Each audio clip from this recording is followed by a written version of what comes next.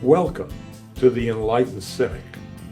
This is a space for those who have seen enough to be skeptical, but curious enough to keep asking why. We skip the platitudes and dive straight into the social, political, and cultural currents that actually shape our lives. No fluff, no filters, just hard-won realism. Let's get into it.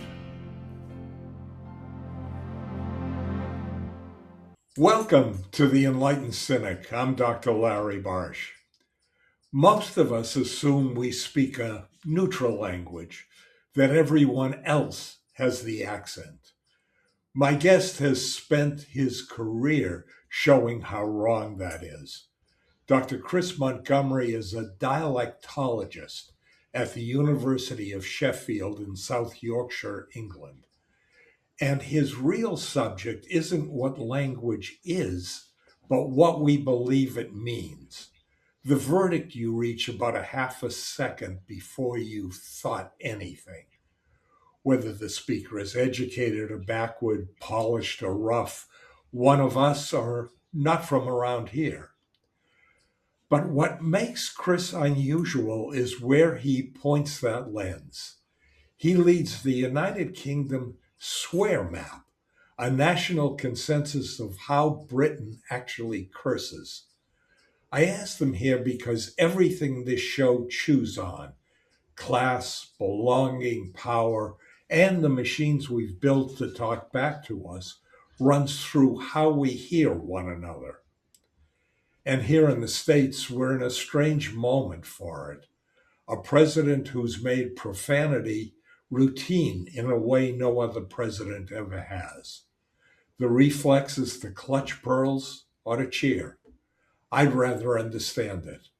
Chris Montgomery, welcome to the Enlightened Cynic.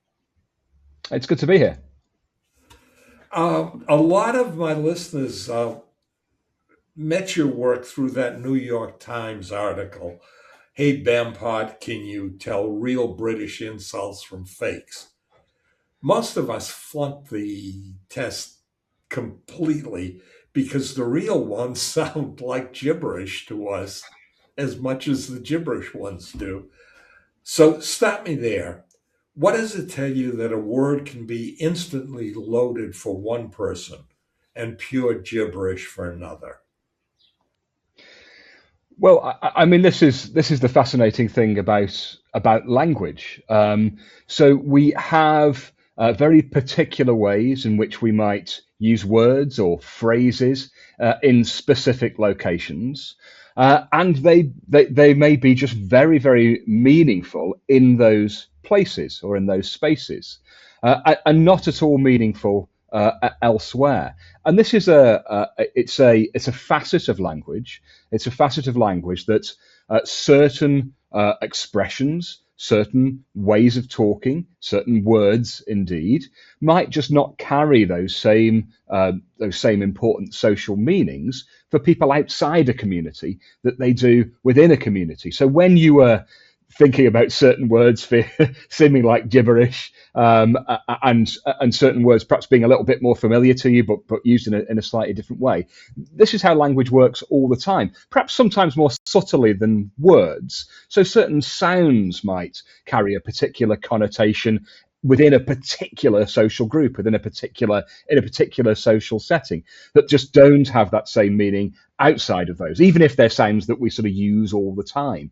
So I think this speaks to this very sort of fundamental nature of language, that it's not just a way of communicating facts about things, but it's a way of communicating something about us, something about the groups we belong to, the ways in which we want to be seen in the world. So not just asking somebody to close a door, for example, that's a use of language, but the way in which we say that tells us something about the person we are, the group we belong to, and perhaps also who we're speaking to. Whose voice gets to count as having no accent? I mean, I sort Well, of touched on this that when we were chatting before we got started, but I feel I don't have an accent, and it's definitely a Boston accent. Uh, how do we decide Well, of course, I don't have an accent either. that? No, but this is what we think, right? So this is until we start encountering other people. This idea about accent difference isn't necessarily that important. It's only when we start perhaps moving outside of the area in which we grow up, or perhaps start experiencing neighbourhoods within the areas in which we grow up, that we start to work out that crucially though that other people have the accent. So I don't have the accent, other people have the accent, but of course they think the exact same thing about you, about me. So this idea that one has oneself a neutral accent, and everybody else is sort of divergent or strange or has an accent, is a really common a common experience. And it's only when we start moving outside our groups, when we start maturing sort of sociolinguistically, for a technical term. So we start realizing the value of accents. We start realizing that we can tell stuff about people from the way in which they use language. It's only at that point that we start perhaps thinking, oh, hang on a second, maybe I also have an accent. And this is when I meet my undergraduates in the first year of their university degrees. Many of them still come with this idea. Well, no, I've got the neutral accent, and other people other people have an accent. So this is something that stays with people for a long time, even when they're really interested in linguistics as a subject. How we do this unconsciously? How do we sort people by how they sound to us? Well, this is really interesting as well, because it people are really quite predictable about the ways in which they do that sorting. So I can, in a UK context, and I'm sure it'd be similar in the States, but I'm slightly less familiar with quite how that would work. But I could play a voice sample of somebody reading a short story, the boy who cried wolf or something. I could play a recording of somebody from the north of England and a recording of somebody from the south of England to a group of non-specialists, and I could really, with great certainty, predict that if I asked them questions about the intelligence of the speaker or the professionalism of a speaker, that they would rate that southern British English speaker as more competent, as more professional. But if I asked them questions about whether somebody was trustworthy or friendly, I could predict with quite a high degree of certainty that they would rate the northern English speaker as being more friendly, as being more trustworthy. So these are really predictable reactions that we get, and also incredibly quick classifications that people make. And the truth is, in relation to the particular things that people are picking up on to make those classifications, there's still a huge amount of research that needs to be done, because we're not quite sure what it is that people are picking up on. Is it a specific accent feature, for example? Or is it just lots of subtle cues that people are drawing on to make these very predictable sort of reactions in sort of quasi-experimental settings? That's what my research, as well as the swear map, that's what some of my research is looking at. What is it that people are picking up on that says, oh, well, this guest you have on your show is British? What are people picking up on that are enabling them to, with quite a high degree of certainty, say that I'm British, whatever they think about my intelligence or friendliness or whatever. So why a swear map? Uh, you collect local insults that don't really register with me. Marty Arse. Dinlow, Glacis, this doesn't mean anything to me as a United States born and bred, but it's loaded with place uh, for the people who were raised then. Why does a Yeah. word So, work in one place and not another? well, this is, part of language. Certain things, certain ways of naming things are going to work in one place and not in another. And people who study dialectology have been interested in these sorts of things for hundreds of years. What does that, what is the regional word for this farming implement, for example? Now, the square map is a sort of twist on this sort of regional language idea, that the idea that we do have, local words and phrases. Why do people use them? Well, I think in some cases it could go back to what we were speaking about earlier, when people say, oh, I have a neutral accent. People may use these terms. Dinlow is a term used in the southern city of Portsmouth. So that's on the south coast of England.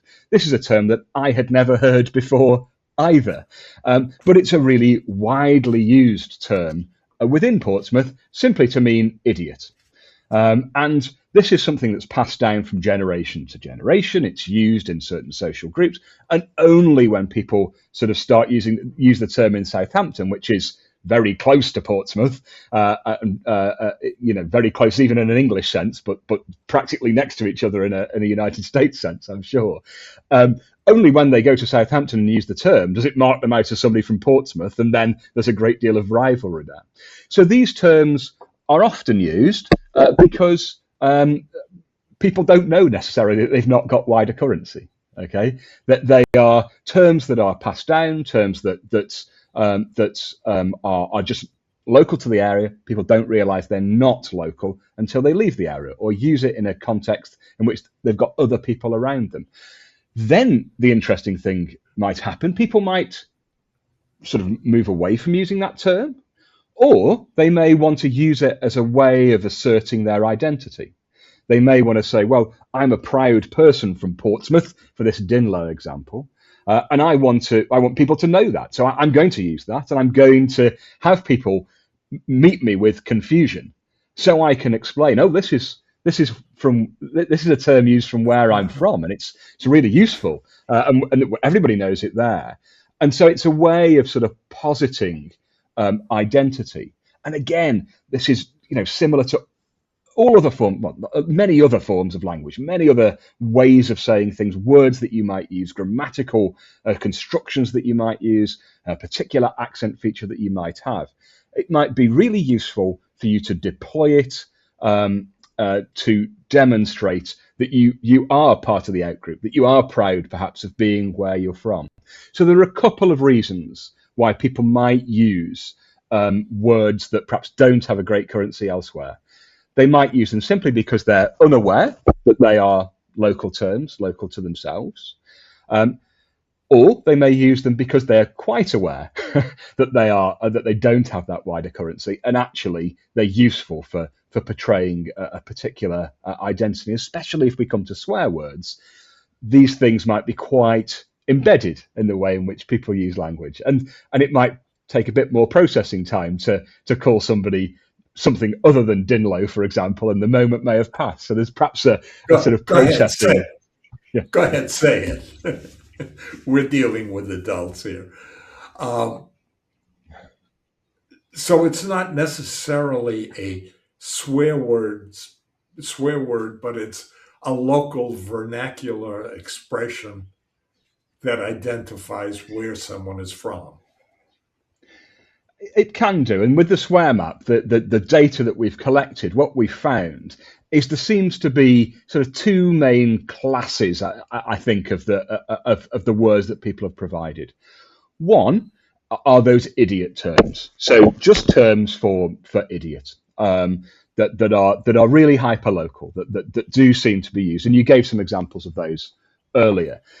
Others are sort of taboo terms profanities that are quite high up the sort of profanity scale that we all know, right? So the F word, the C word. I'm very happy to say them if you want me to.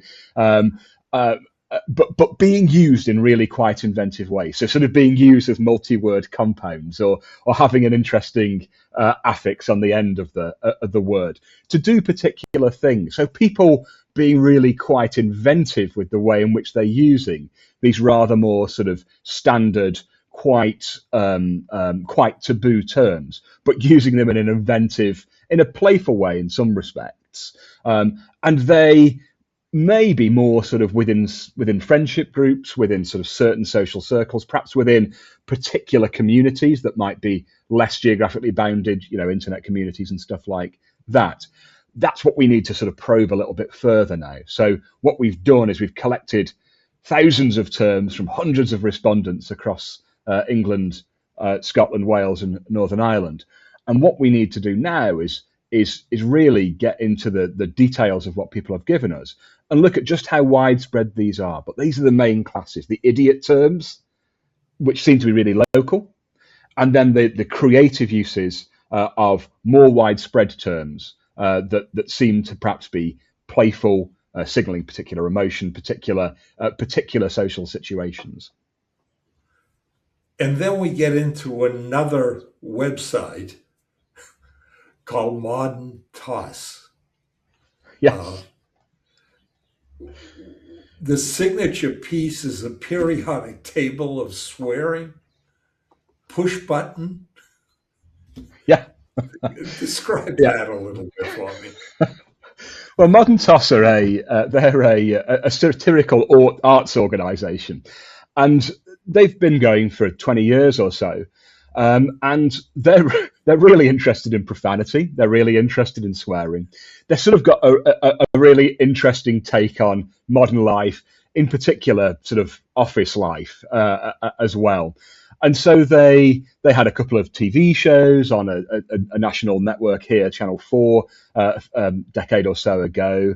A lot of the sketches on those were sort of swearing led, and they produce cartoons and artwork for a range of magazines and websites, all of them sort of commenting in a satirical way on modern life.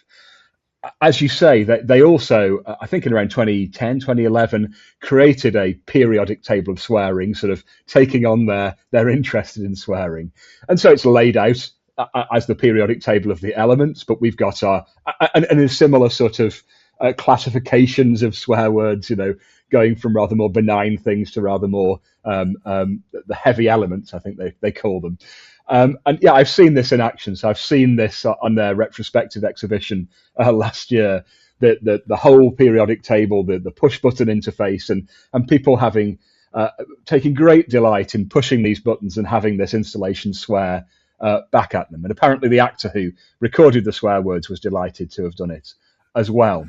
So Modern Toss are really interested in swearing, really interested in the sort of delight and interest that people have in these terms, that the fact that they are sort of outside the norm, they are a bit naughty and rude, and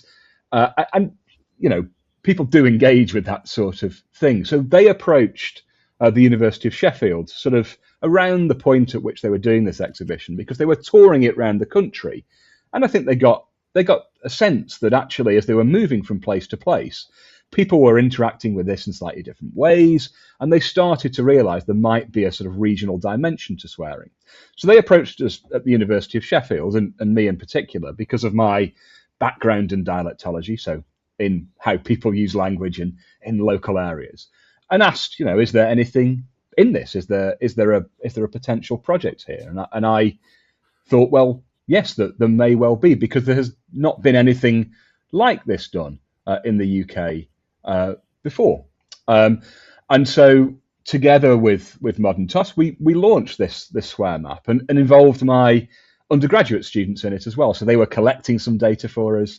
They were working with some of the data that we had and producing some findings guides for Modern Toss. So this has been a real partnership between me at the University of Sheffield, Modern Toss as this as the arts organisation who has this artistic interest in swearing, and also my undergraduate students who had a great deal of fun collecting data, looking at the terms, and producing some findings to send back to Modern Toss. I sort of wish we had a similar function in the United States. It would be fun to have. Yeah. On a serious note, our current president, in his first term, profanity showed up about 40% of the time in his speeches. And now 93, 94% of the time, aside from whether that's shocking or bad or whatever, what is the swearing doing? What's it telling his audience? Yeah, I mean, this is really interesting, and I think you're sort of citing the Washington Post article from earlier in this year when they'd done this analysis, and really interesting. And yeah, I suppose I think what I'd say to start off with is that it's not that no other president has ever sworn, but I think you're talking here about the public use of swearing. The public, yeah. Yeah.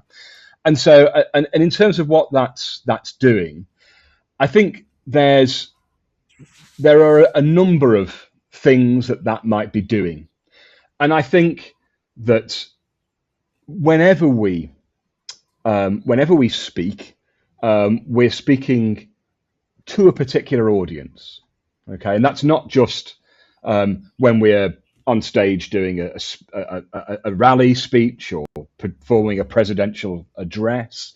We're constantly tailoring what we do to the audience that we are communicating with. And so with your current president, there is a particular audience for his speeches. That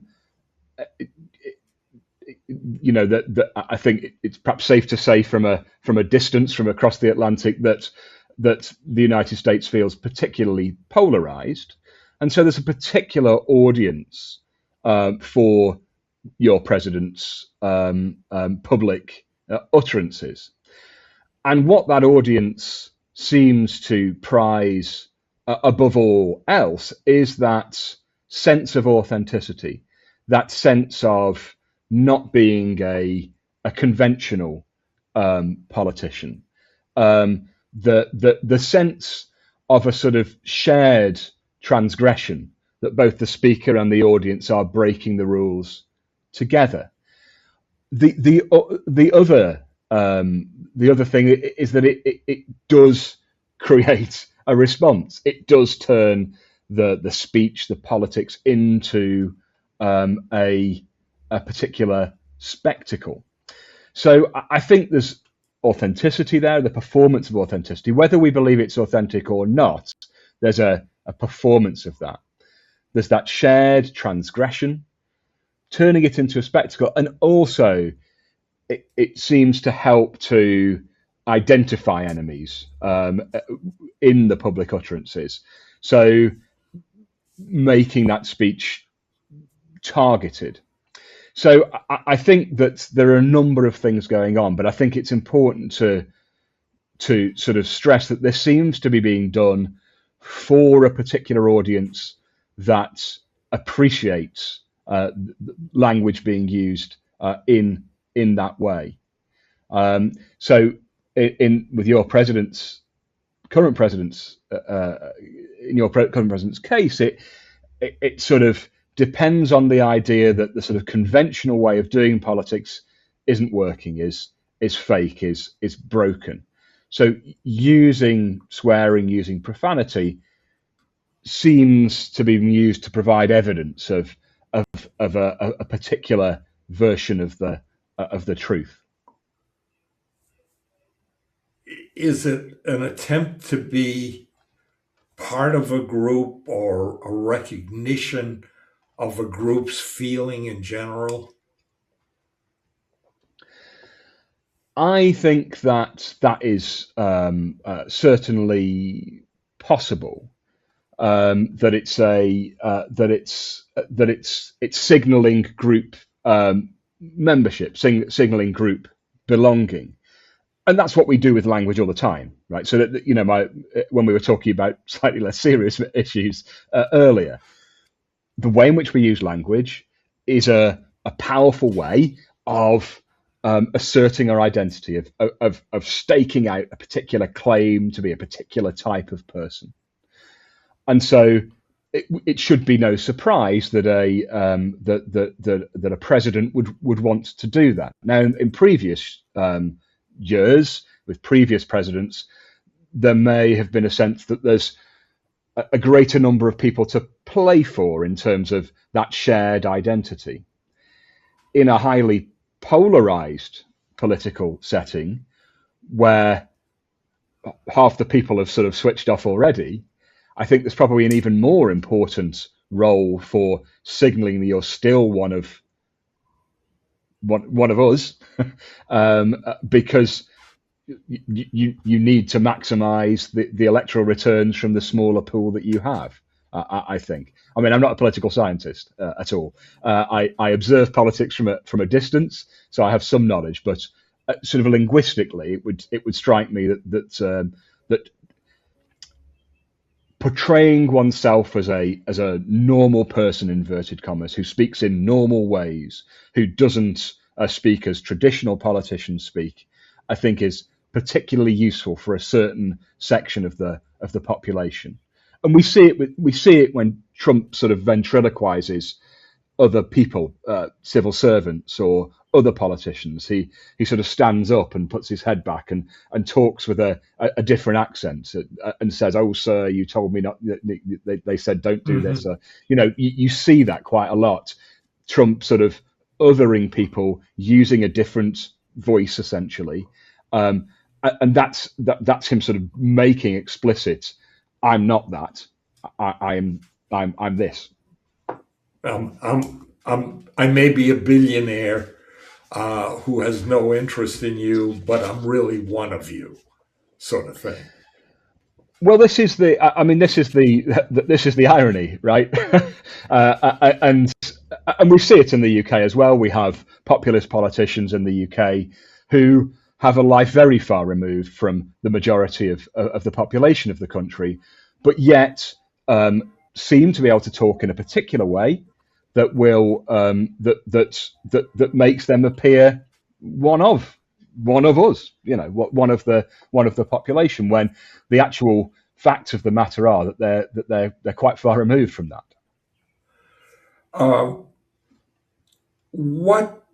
What does it do to the language,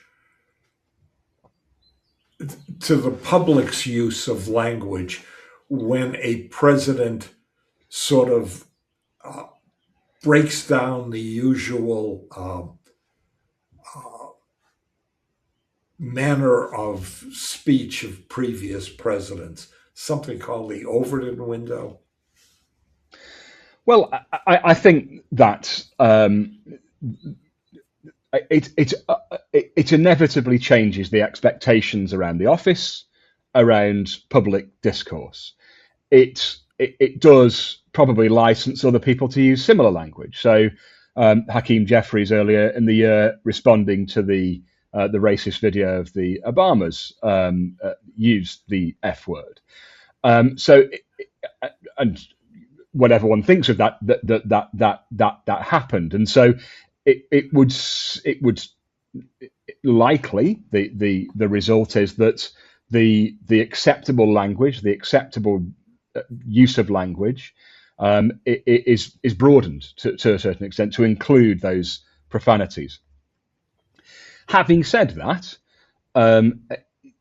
what I said earlier about the language being targeted to particular groups, to specific groups, to demonstrate affinity with a particular group, might mean that this perhaps is that perhaps that sort of Overton window in terms of language use might not move too far towards the the profane, because I think there is an acknowledgement, I think widely, that your current president is a particular person. And what we may see is that when there's a new office holder in the role of president, that things may revert slightly. So I think there's a possibility that moves the Overton window quite away to the wide scale normalization of profanity and political discourse. That's a possibility. Another possibility is that it perhaps does become a little more common, but that the particular president that you have now is a particular instance of a particular type of person that may not recur. Yeah, I just wonder how it affects children. Well, I mean, this is I think the president said it. Why can't I? Well, I mean, there definitely is that, and I think I think part of the way in which we might educate children around language use. And of course, children know swearing exists, right? So that's what my high school English teacher told me a dictionary was for, to look up rude words. So of course, and of course, we all know when we first find out about swear words that they're funny and they're illicit, and that they're something that people find, that people have an interest in. I think that the key to helping children to understand swearing is to talk about it, the social functions of language. There are points in which swearing is perfectly acceptable. There are other places in which swearing is much less acceptable. And I wouldn't be too concerned about my own daughter hearing a politician swearing, because she's aware that swear words exist, and she is aware of the correct places in which to use those terms. I mean, she is the daughter of two linguists, so you would hope she would. But I think there's a wider point about educating children about all forms of language, that they're going to encounter all forms of language, and there's a particular effectiveness of swearing in particular social situations, in particular circumstances. And I think there is potentially a danger that overuse diminishes their effectiveness. And I think a discussion with children about that, I think, is probably quite productive. I think pretending they don't know what the swear words are, you're on a hiding to nothing. But I can see the point that this president does it. Well, why shouldn't I? Well, one might say, do you want to be like the president in this particular circumstance? Well, you brought up 2 points. Why look up swearing when you could just push a button on a periodic table? And the overuse that seems to have developed into a lot of comedy routines. An occasional swear word is effective in comedy, but the repetition of the same word over and over just kills the routine's ability to produce a laugh. I mean, I think that's potentially the case. I mean, there's a very famous comedian called Billy Connolly, Scottish comedian in the UK. I think now lives in the States, actually, but was doesn't perform anymore, but was consistently brought up for swearing and the profanity of his routines, and some of the swearing in that was in his routines is extremely effective, and there is a lot of it. But the joke isn't the swearing is sort of incidental. The swearing is part of he's from Glasgow, he was a shipbuilder at one stage. It's part of his persona. It's part of his everyday language, and part of the humour is the authenticity. I don't know which specific comedians you're thinking of, or comedy routines you're thinking of, but I think I go back to that point that I think, as with a lot of things, judicious use of particular ways of expressing oneself is perhaps likely to make them more effective. Which brings us back to one point I wanted to talk to you about, and that's dialects and artificial intelligence. Systems are trained to be polite right now, profanity scrubbed. Uh, there's a proper register as the one that the AI voices use. Um, isn't that ironic that AI suppresses the very vernacular a swear map tries to preserve?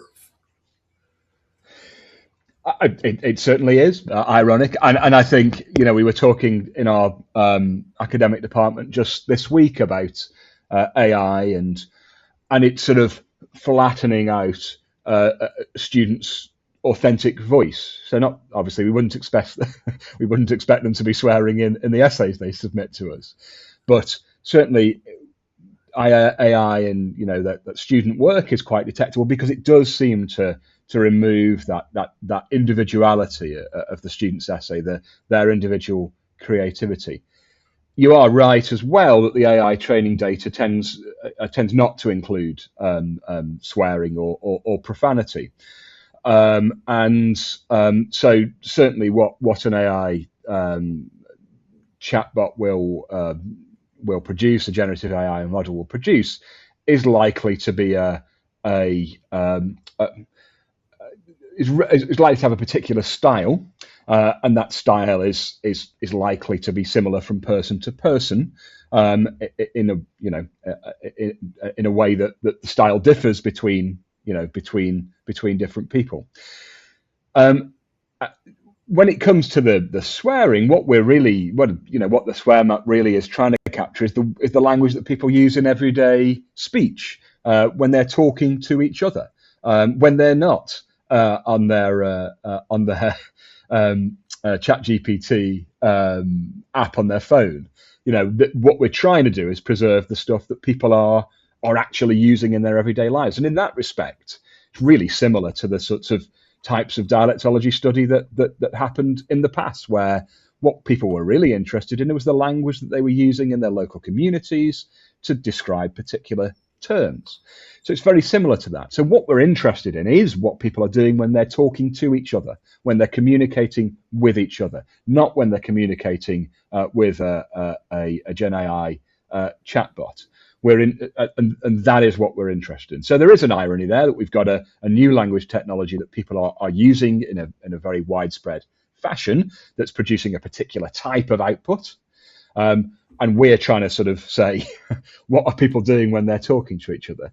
But I think that's the crux. That this project is interested in that person-to-person interaction, that stuff that we do all the time, which is so important, and increasingly so. Increasingly important that people talk to each other, that they have face-to-face communications with each other. There's an epidemic of loneliness amongst young people, and I don't think it's a coincidence that that's coincided with the rise of social media and now potentially AI chatbots as well.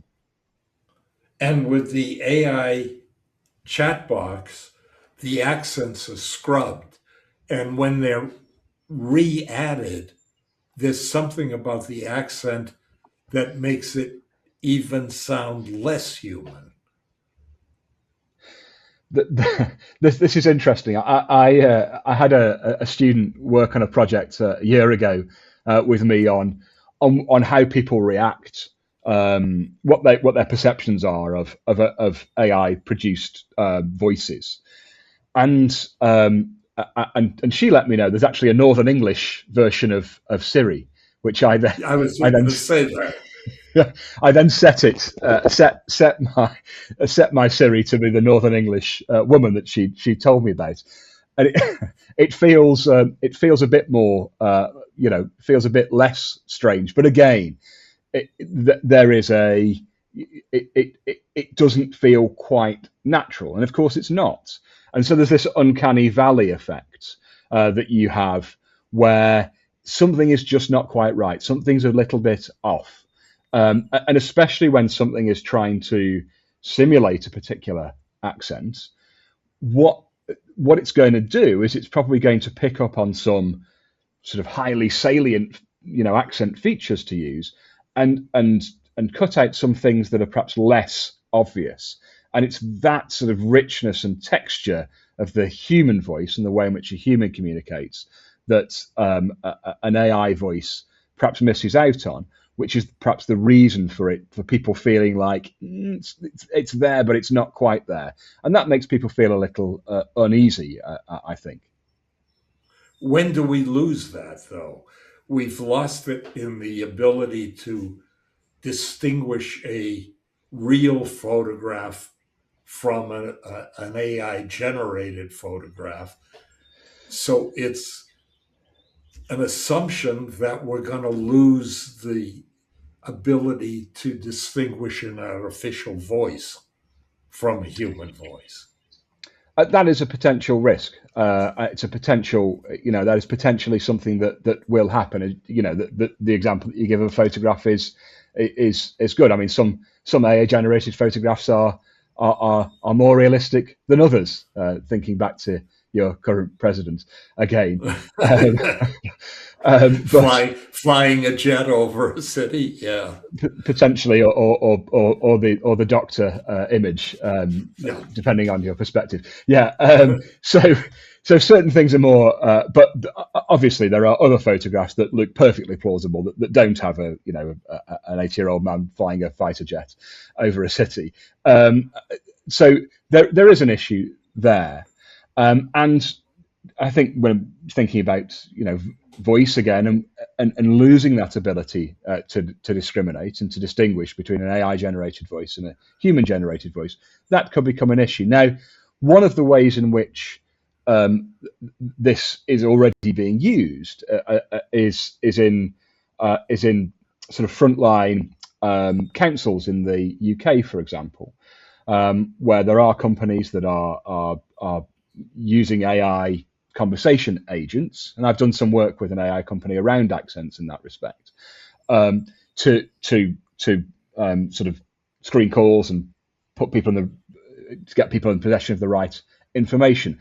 Now, at the start of each of those conversations, and I think it's an EU regulation, there needs to be a disclaimer saying you are going to be talking to an AI agent, and so I think there is perhaps a need around making people aware of who or what they are talking to, communicating with, as well as a need more generally in society for people to simply have more conversations with each other, to talk to each other, to go and go to social events with each other, to go and have a cup of coffee or go to the pub and speak to people in face-to-face conversation, with face-to-face communication, keeping language alive and being able to understand the richness of conversation, understand the richness of the diversity of people's views and opinions. So exposing ourselves more to people, I think, is something that is as important as it ever was.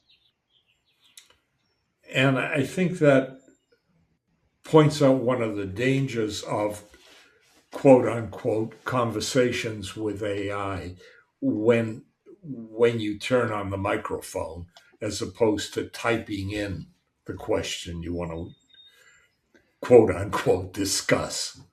And I worry about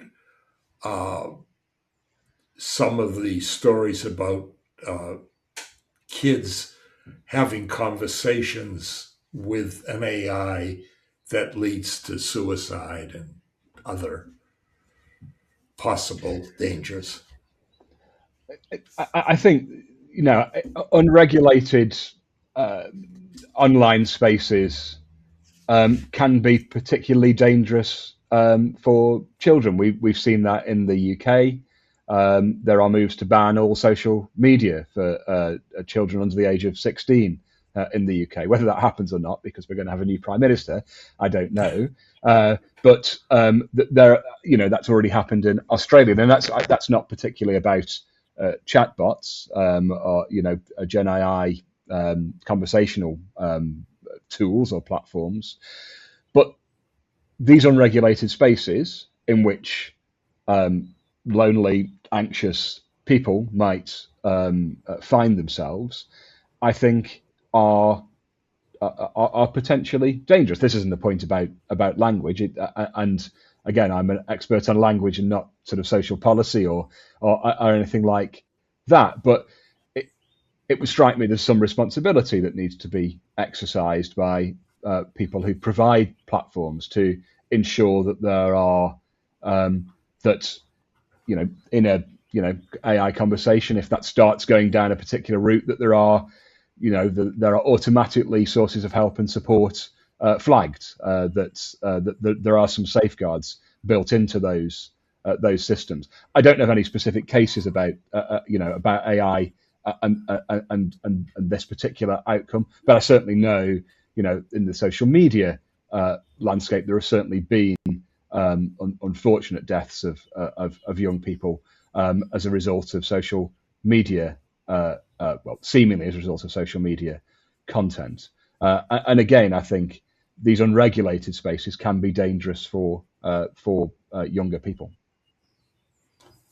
And I worry about regulation as well, especially in the face of our current administration. Where can people find your work? Is the swear map available? Would it mean anything to American audience? Well, the swear map isn't yet available. We've had the data collection phase. We're going to spend some more time looking through the data and getting that on its feet. People can find my work by going to the University of Sheffield webpage and typing my name in. That you'll find my website there. So I'm Chris Montgomery, at University of Sheffield. So I have a webpage there that gives all my recent papers, and hopefully by sort of autumn this year there'll be a link to a swear map artifact that you can have a look at and see where all the gibberish is spoken in the UK. You want to make one in the United States? Well, I'd be delighted to. I think I've no idea what the swearing's like in the United States, but if it's anything like in the UK, it'll be inventive and interesting and in some cases very funny. If you want to know, just turn on our news item, news broadcast. Chris, this has been fun. It's been educational. I started the hour having to look up BAMPOT. I am convinced that's the whole point. None of us is ever really quite done learning how everybody else talks. Chris Montgomery, thank you for the lesson. Thanks for having me. That's our show for today, and we're glad you were part of the conversation. If you enjoyed what you heard, hit subscribe and share it with a friend, a family member who'd appreciate a little sharp thinking and hard-earned perspective. Until next time, I'm Larry Barsh, reminding you that experience matters, perspective is earned, and this conversation is just getting started. The Enlightened Cynic. Take care, everyone.